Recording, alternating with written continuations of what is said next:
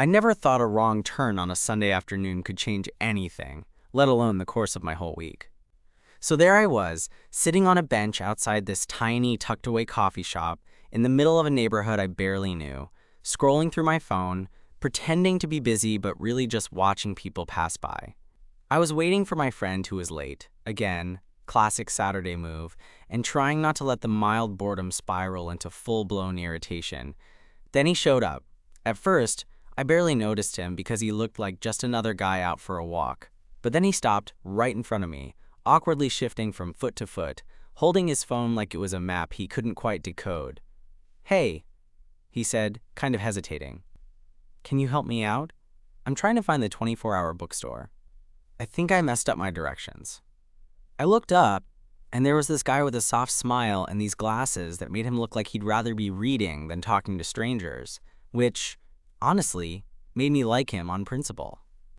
He was probably in his late 20s, maybe early 30s, dressed casually in jeans and a hoodie, kind of unassuming, but with this quiet vibe that made you want to know more. There was something about the way he was genuinely frustrated, but still polite, that caught me off guard. "Yeah, that's actually just a couple of blocks from here," I told him, pointing down the street. "You can't miss it. But heads up, it's a weird little place. Definitely not your usual chain." He laughed a little sheepishly. "Perfect. That actually sounds exactly like what I'm looking for." We talked for a minute longer, just casual directions, turning into a brief chat about favorite books and why 24-hour bookstores seemed like a dying breed. He told me his name was Alex, which suited him. Friendly, but not flashy. Then, just as I was about to get back to my phone and my friend who still hadn't shown up, he did something that made me blink. He asked, "Hey, maybe I'm being forward, but can I get your number? I mean, in case I get lost again, or, if you want to grab coffee sometime." I froze for a second, caught somewhere between surprise and this weird, unexpected thrill. He wasn't some random stranger hitting on me in a bar. It was just this honest, unpolished moment, like something out of those cheesy rom-coms you roll your eyes at, but secretly hope will happen to you. I found myself smiling before I even realized it. Yeah, I'd like that. And just like that, a wrong turn, a coffee shop bench, and a simple question about directions turned into something I wasn't expecting at all. Little did I know, that moment was just the beginning. I pulled out my phone and handed it over, trying to play it cool even though my heart was doing this weird little happy dance. He typed his number in, then handed it back with a grin that made me feel like maybe, just maybe, this was going to be more than just a random encounter. "All right," I said, trying to sound casual. "Now you have no excuse to get lost around here." Alex laughed, scratching the back of his neck like he was a little embarrassed, but mostly excited. "I'll hold you to that." We ended up sitting there for a while longer, just talking about random stuff. Books, music, the best spots in this part of town to grab a bite late at night. It felt easy, like chatting with a friend you've known for years, instead of some random guy who just asked for directions. And maybe that's what threw me off the most, how comfortable it felt. Eventually, my phone buzzed. My friend was finally here, ready to drag me off to some indie movie he was obsessed with. But before I stood up, Alex looked at me and said, "Hey, if you're not totally busy later, I'd love to grab that coffee. I know a place that's open pretty late." I hesitated for a split second, then nodded. "Yeah, I'm free. Just text me the details." We said our goodbyes, and as I walked away, I couldn't help but smile like an idiot. It was one of those moments where you know something good just happened, even if you don't quite know what it means yet. Later that evening, I got a message from Alex with the name and address of this little cafe that apparently stayed open until midnight. It wasn't the kind of place with loud music and a packed bar scene. Instead, it felt cozy, with mismatched chairs and warm lighting like a hidden gem. When I arrived, Alex was already there, sitting at a corner table with a cup of coffee and a book in his hands. He looked up, his face lighting up when he saw me, and for a moment, everything else just faded out. "Hey," he said, standing up to greet me. "Hey," I replied, sliding into the seat across from him. We chatted about the movie my friend had dragged me to, and Alex told me about his job as a librarian, which explained the bookish vibe. He had this way of talking about his work that made it sound kind of magical, like he was the gatekeeper to some secret world. As the night went on, the cafe emptied out and the staff started cleaning up around us, but we kept talking. At some point, the conversation shifted from casual to more personal. Stories about family, past relationships, and what we were both looking for. It surprised me how easy it was to open up to him, how natural it felt to be honest without worrying about judgment. He listened with this quiet attentiveness that made me feel seen in a way I hadn't in a long time. When it was finally time to go, we stepped outside into the cool night air. There was a soft buzz of the city around us, but in that moment, it was just the two of us standing there. "Can I be honest?" Alex said, looking a little nervous. "Yeah," I said, heart already speeding up. "I'm really glad I asked you for directions today. I know it sounds cliché, but I was kind of hoping I'd get to know you a little better." I smiled, feeling that same flutter from earlier. "Me too." We exchanged a quiet laugh, and before I knew it, he reached out and took my hand. It was an easy, natural gesture, nothing forced or dramatic, but it said everything without words. Walking home that night, I kept replaying the whole day in my mind. The wrong turn, the chance encounter, the late-night coffee. It felt like the start of something unexpected and real. And honestly, I couldn't wait to see where it would go from here. The next few days were a bit of a blur, honestly. I kept replaying that night in my head, the way Alex looked, how his hand felt in mine. I wasn't usually the type to dive headfirst like that. Usually I'd overthink, hesitate, and maybe talk myself out of something good before it even started. But with Alex, it felt different. Easy, natural, like maybe I was finally ready to take a chance. We texted pretty much every day after that. Nothing too intense at first. Just little check-ins, sharing funny things we'd seen, or random thoughts about books and music. But there was an undercurrent of something more, you know? Like we both knew this wasn't just some casual fling. One evening, about 4 days after we met, he texted me out of the blue. "Want to come over for dinner? I make a mean spaghetti carbonara." Now, I'm not gonna lie, I'm terrible at cooking, so I figured, why not? Plus, I was dying to see him again. When I got to his apartment, he greeted me at the door with that same shy smile and a slightly nervous energy that was kind of adorable. His place was cozy, filled with books stacked on shelves and plants hanging in little pots near the windows. The kind of place that felt lived in and inviting, not staged or overly perfect. He had music playing softly in the background, some indie folk stuff I hadn't heard before but liked right away. "Want a drink?" he asked, already moving around the kitchen like he knew exactly what he was doing. "Sure," I said, trying to act cool but low-key impressed with how relaxed he seemed. He poured us each a glass of wine and slid a plate of steaming carbonara onto the table. The smell was incredible, and I was honestly shocked by how good it tasted. We ate sitting on the floor, leaning against the couch, and the conversation flowed easily. We talked about everything from our weird childhood memories to our biggest fears. At one point, I caught him watching me with this kind of intensity that made me pause mid-bite. "What?" I asked, smiling. "Nothing," he said, but then he added, "I just really like being here with you." My chest tightened a bit, and I realized I felt the same way, like I'd stumbled onto something rare and didn't want to let go. After dinner, we moved to the couch and ended up watching a movie neither of us had seen before. It was one of those indie films that makes you think and talk for hours afterward. Halfway through, Alex reached over and took my hand again, this time letting his thumb trace lazy circles on my palm. It was quiet, but electric. When the credits rolled, I looked at him and said, "I'm really glad you asked me for directions that day." He smiled. "Me too." The night ended with a long, slow kiss that felt like a promise rather than just a goodbye.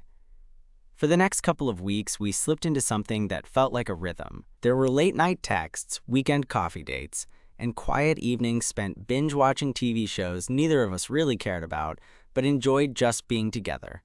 I met some of his friends, and he met a few of mine, and it all felt surprisingly easy, like we'd known each other far longer than a few weeks.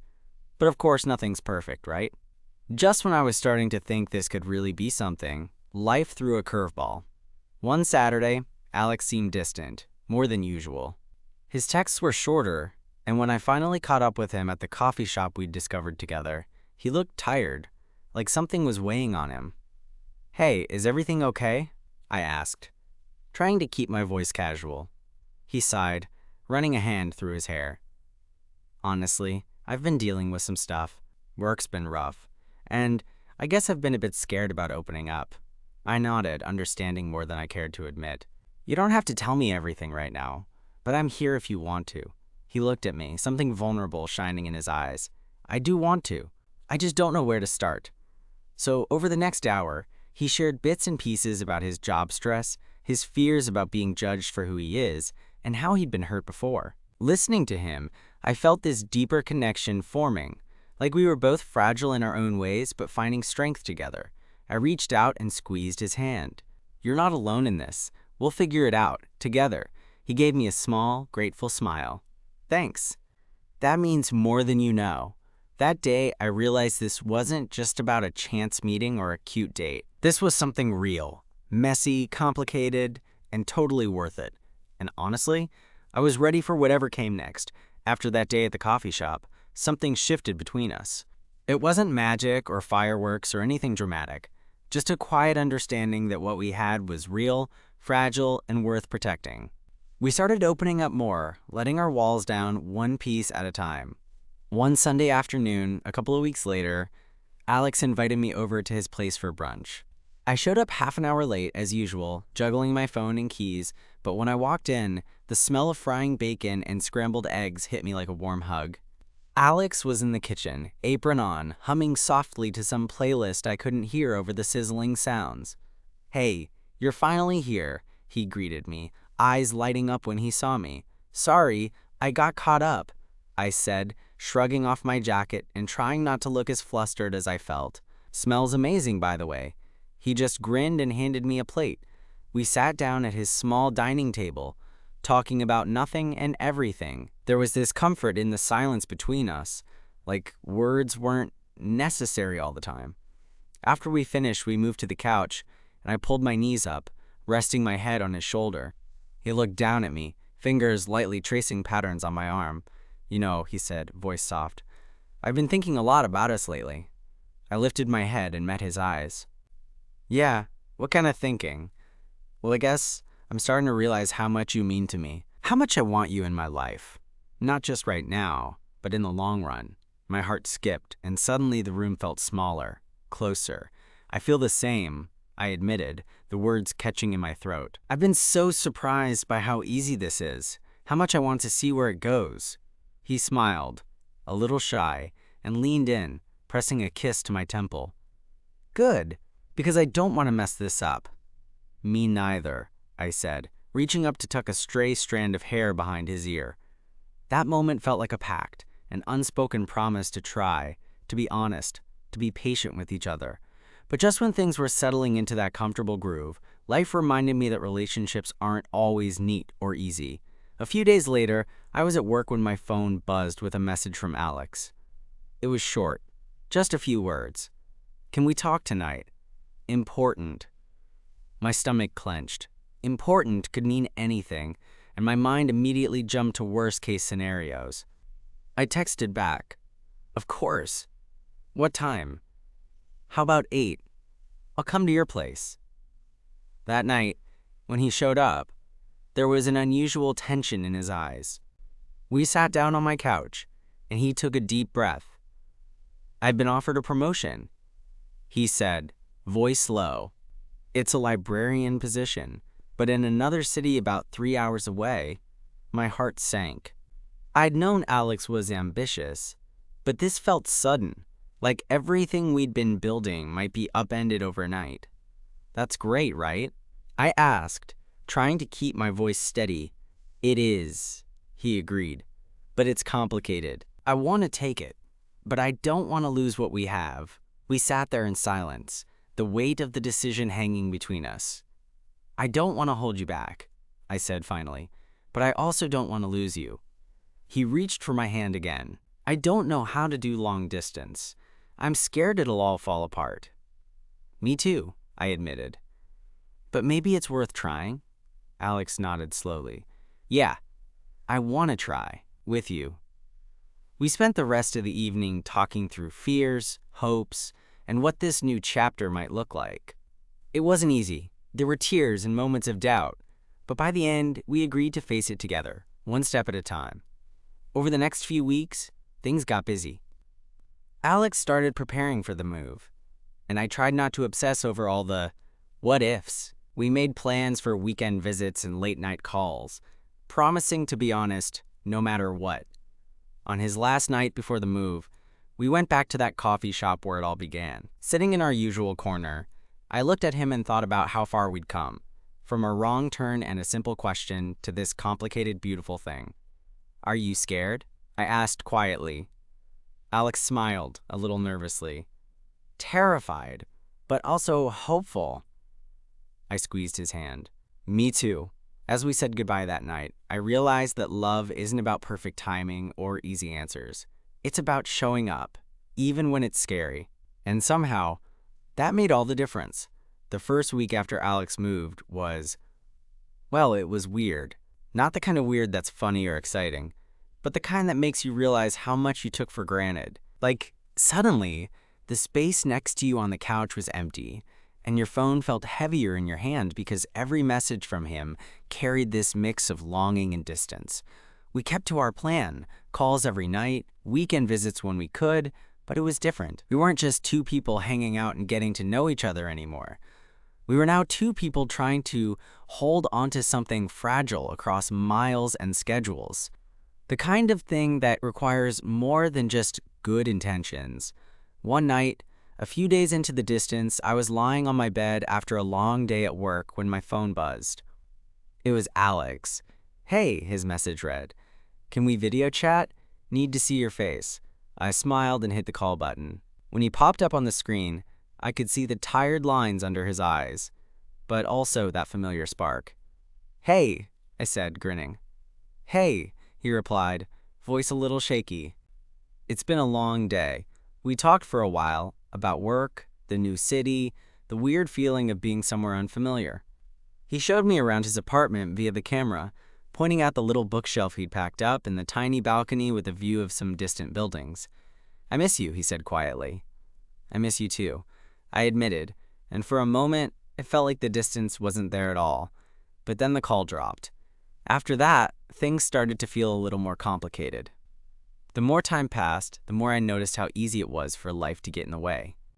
Work deadlines, unexpected plans, even just exhaustion, made us sometimes skip calls or send shorter texts. And every missed message or delayed reply felt like a tiny chip away at the connection we were trying so hard to keep alive.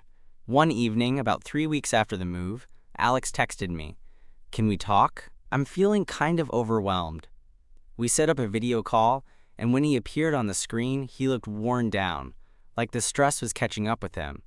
I don't want to sound like I'm complaining, he began, but this city is hard. I don't know anyone here really, and work is a lot.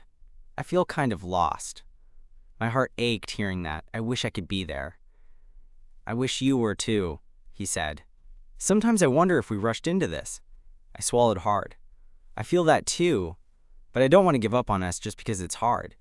He nodded, rubbing his eyes. Yeah, me neither. That night, we stayed on the call longer than usual, talking through fears and frustrations. It wasn't easy, but it reminded me why I was willing to fight for this. A few days later, I surprised Alex with a visit.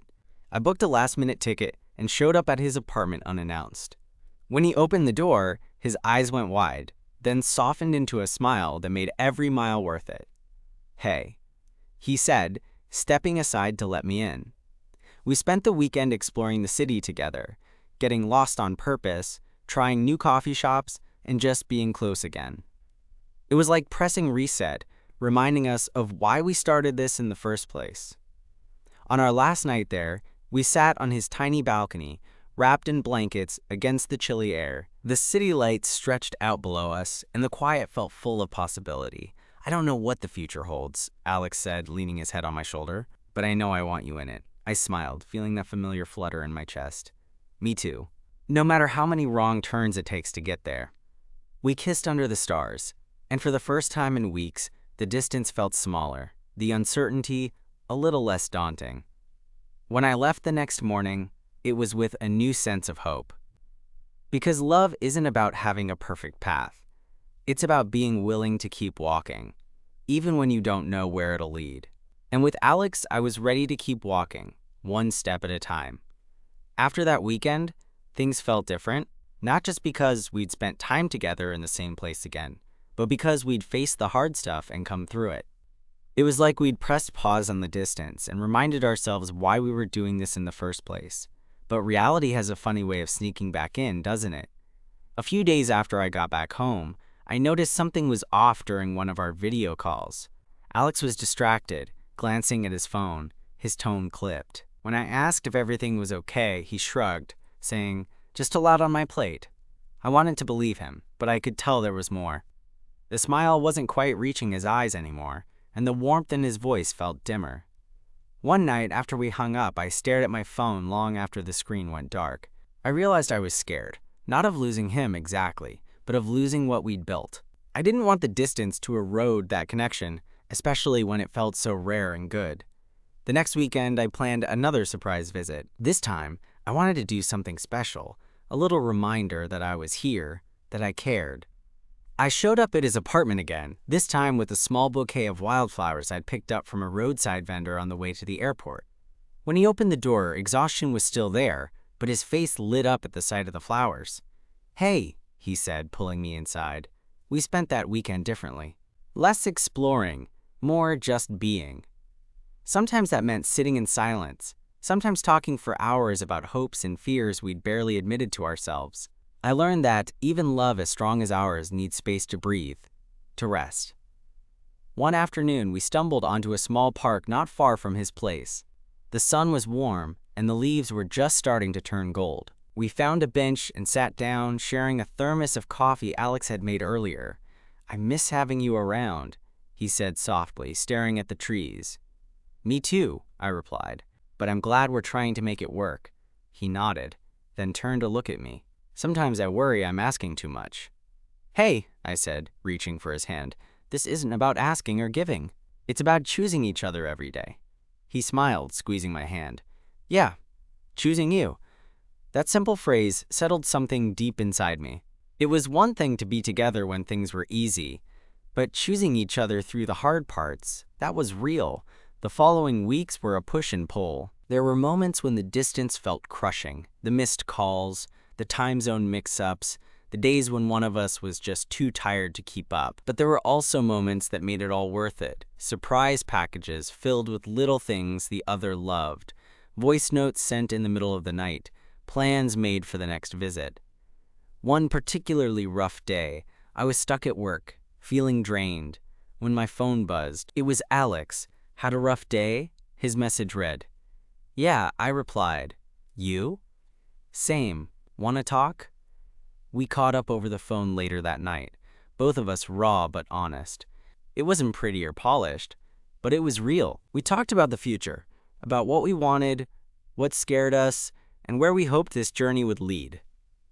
"I don't want to just survive this," Alex said. "I want us to thrive." "Me too," I said, feeling the weight of those words. As the months went on, we navigated the ups and downs like a team.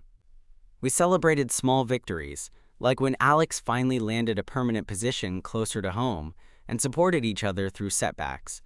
One evening, after a particularly long day for both of us, I went over to his place. We cooked dinner together, laughing over burnt garlic bread and sauce stains on the counter. There was something grounding about those moments, the kind of ordinary magic that only comes from shared life. After dinner, we sat on the floor, leaning against the couch, the soft glow of the lamp casting shadows around us. "You know," Alex said, "I never thought a wrong turn would get me here." I smiled, tracing circles on his hand. "Me neither, but I'm glad it did." He looked at me, eyes warm and steady. "So, what's next for us?" I thought about it for a moment. "Whatever it is, we figure it out together." He nodded, pulling me closer until our foreheads touched. "Together," he echoed, and in that simple word, I found everything I'd been searching for: the promise of a future, the comfort of love, and the courage to keep moving forward, no matter what twists and turns lay ahead. It was a quiet Sunday afternoon, about 6 months after that wrong turn had set everything in motion. Alex and I were sitting on the little balcony of his apartment, the one I remembered from that first visit, wrapped in a blanket against the slight chill in the air. The city noise buzzed softly below, but up here, it felt like our own little world. I looked over at him, his eyes tracing the skyline as sunlight caught the edges of his hair. We'd been through a lot: distance, uncertainty, doubts. But sitting there beside him, it all felt worth it. Not because everything was perfect, but because we'd chosen each other every day, even when it wasn't easy. "Remember when you first asked me for directions?" I said with a smile. He chuckled, nudging me gently. "How could I forget? I was so nervous, and you probably thought I was lost in more ways than one." "Yeah," I admitted, "but I'm glad you asked, because it led to all this." He turned to me, eyes soft. "Me too." I took a deep breath, feeling that familiar flutter in my chest. "You know, I used to think love was supposed to be easy, the kind you see in movies. But with you, I've learned it's about showing up, even when it's messy. It's about being patient, forgiving, and honest. It's not perfect, but it's real." Alex smiled, reaching for my hand and squeezing it gently. "That's exactly how I feel. I don't want perfect. I want us." We sat there for a while, just holding hands and watching the city stretch out beneath us. The sun began to dip lower, painting the sky in shades of orange and pink. It was the kind of moment that feels small, but somehow huge all at once, the kind you want to remember. Later that evening, we cooked dinner together like we'd done so many times before, laughing over burnt edges and sauce stains, the easy banter between us a comforting rhythm. When we finally settled down, I leaned into him and said, "No matter what comes next, I'm here. With you." He smiled, eyes shining. "And I'm here with you." In that quiet certainty, I realized something else: that love isn't about grand gestures or perfect timing. It's about the small, steady moments, the shared coffees, the late-night talks, the hand held tight through uncertainty. It's about choosing each other again and again, day after day. As I looked at Alex, I felt a warmth that had nothing to do with the afternoon sun.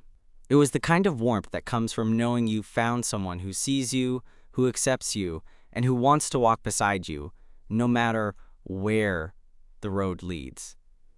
And honestly, I couldn't ask for anything more.